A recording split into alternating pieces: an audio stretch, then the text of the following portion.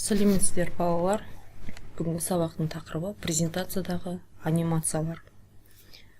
Анимация дегеніміз кез келген қозғалысқа келтірілген объект. Мысалға бізде презентациямызда қандай объекттер бар? Нысандар бұл суреттер, фотолар, картиналар, дыбыстар, мәтіндер. Мысалға мәтіндерге титрларды қосуымызға болады. Жылжып тұратын мәтіндер. Біз қазір сол жасаған анимациямызды алдымен көрейік, қандай эффект шыққанын, содан кейін оның қалай жасалғанын түсіндіріп кетемін.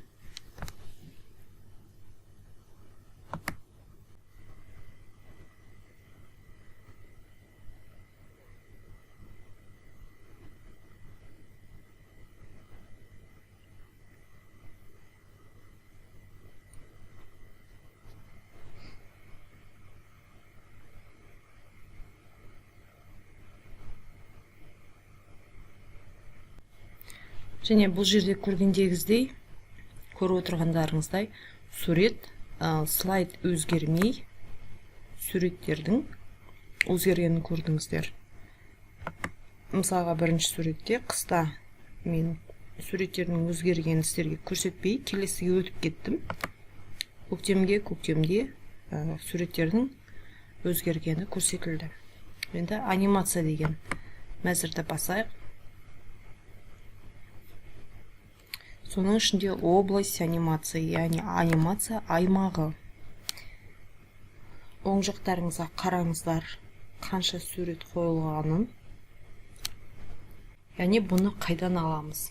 Енді мен бұны көрсетейін қазір. Сіздер көрген көктем суреттерде сол бір 10 шақты сурет таңдап алдым көктемнің, және оны бірінің үстіне қойып, бірін қойып, кезек-кезек шығарып отырдым.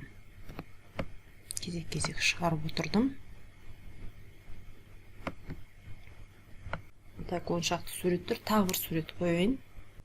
Мысалға, мына қыстың суретін мен белгілеп алып тастайын да қайтадан салайын. Так, вставить рисунок. Изображенияның ішінде мен оны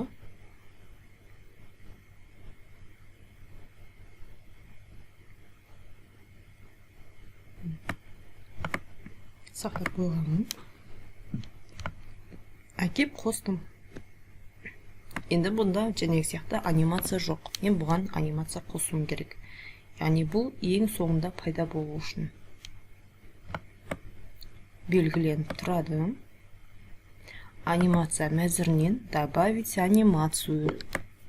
Добавить анимацию дегенде, мысалға, бұл өздеріңіз көріп тұрғандағыдай борандатып тұрған қарияның суреті, қыстың суреті, бұл бізге қандай анимациямен шықсын. Анимацияның түрлері бар. Вылет деген астынан ұшып шығады. Панорама деген не былай шығады. Появление деген астынан фигура. Не әр түрлі пайда болу анимациялары бар. Көрінбей баяу шыққаны жақсы. Процветание деген таңдайық. Және бізге бірден шыға келмей, музыкамен ақырын шыққаны керек болатын болса, міне, бұл бізде 12-ші сурет екен. 12-ші сурет. Оң жағын басамыз. Запускать после предыдущего дейді. Бұл осы ең алдындағы суреттен кейін шықсын дегенді таңдаймыз. Және параметры эффектов. Бұл жерден біз время дегенді таңдаймыз, және очень медленно дегенді таңдайтын болса, бұл ақырын баяу шығады.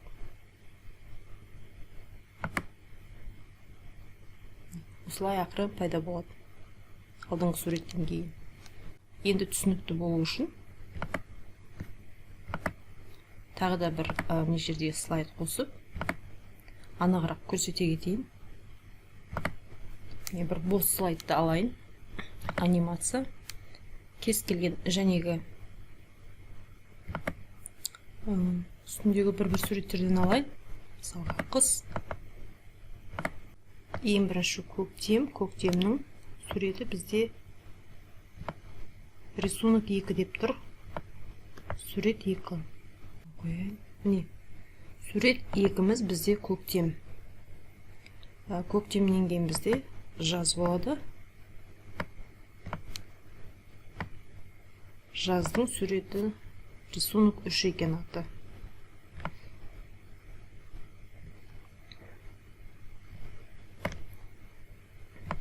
Жаздан кейін күз болады.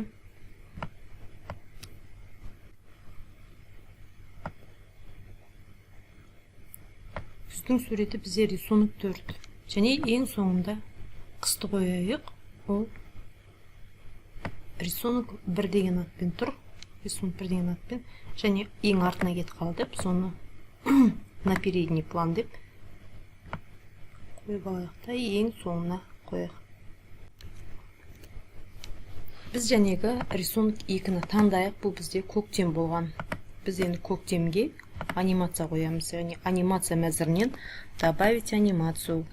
Көктем жәнегі сияқты ақырын баяу шықсын. Көктем суретіне анимация қойдық. Бұл вместе с предыдущим деп шыға берсін. Алғашқы бір объектімен. Және оны да біз очень медленно деген өте баяуға қоямыз. Және бұл рисунок 2-ге біз анимация тағы да пайда болғаннан кейін жоғалып кететін анимация қоятын болсақ, қазір міне жазды қойдық. Міне белгілейтін болсақ, көктемді тағы да добавить анимацию деп көктемге және жоғалғанда тағы да осы баяу жоғалатын баяу өшетін анимацияны қойып қойсақ болады. Оны да жәнегідей после предыдущего деп пайда болғаннан кейін анимация және уақытын өте баяуға қойып қойса болады. Келесі бізде үшінші жаз. Жаздың суретін таңдаймыз. Оғанда добавить анимацию деп выцветанияны қосамыз. Және тағы да добавить анимацию деп выходе жоғалғанда да солай бояуы өшкен сияқты болып жоялады. Пайда болды. Бұл после предыдущего деген қоямыз екеуіне де бірінен кейін бірі. Алдыңғы объекттің пайда болып жоғалғаннан кейін қосылатын анимация после предыдущего деген.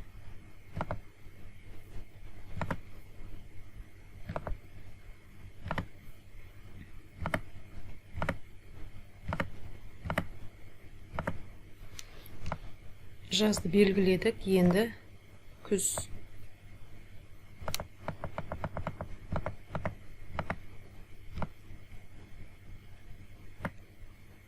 Күзіміз 4. Бұғанда қосамыз анимация. Бұл да сол болсын. Және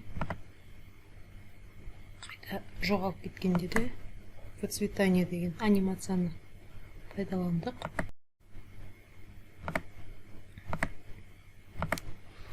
Енді соңғы қыстың суретін. Соңғы қыстың суретіне басқа анимация пайдалансақ болады. Мысалға, ол рисунок 1 деп аталады. Қыстың суреті. Добавить анимацию ол осындай болсын. Сағат тілімен пайда болсын. Бұл да ақырын после предыдущего және баяу. Баяуға қосаңдар анимацияны музыкалық фон қойған кезде әдемі болып шығады.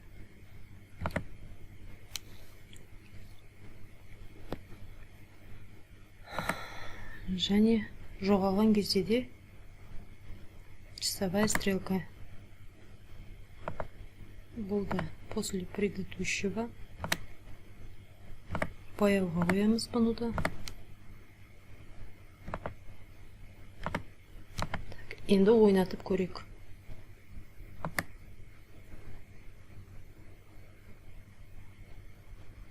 Бізде рисунок бірінші тұрғаннан кейін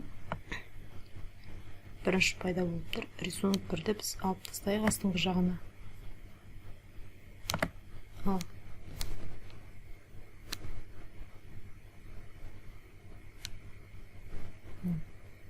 Көктем пайда болдым. Жоғалып кетті. Жаз пайда болды. Жоғалып кетті. Күз пайда болды. Енді бір анимацияның түрі, қазір мен сіздерге көрсетемін. Ол қозғалыс анимациясы. Енді мысалға кез келген бір персонажды алайық. Мысалға кез келген бір ойынның не бір мультфильмнің персонажын алайық. Анимациялық вариантын немесе суретін бәрібір.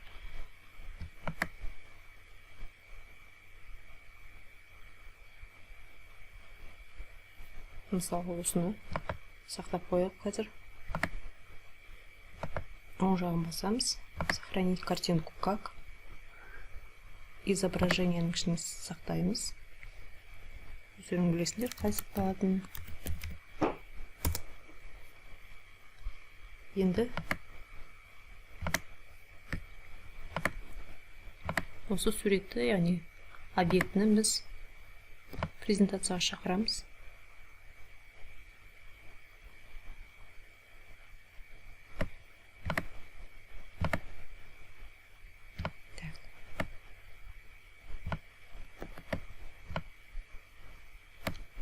Көшіріп қойып қояйық. Енді бұл яғни персонажды, кейіпкерді біз анимация, яғни жылжытуымыз керек, секіртуіміз керек болса, анимация, добавить анимацию. Міне, другие пути перемещения дегенді басамыз.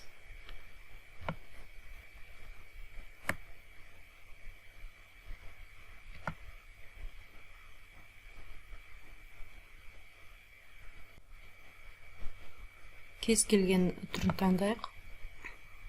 Қалай қозғалсын. Выскакивание вправо дейді.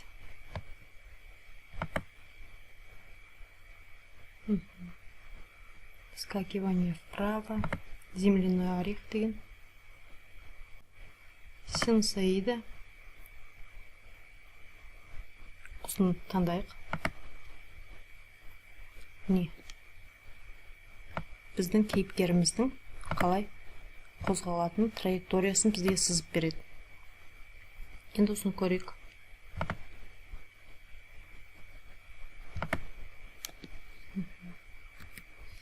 Біз анимациямыз бізді тосып тұрды.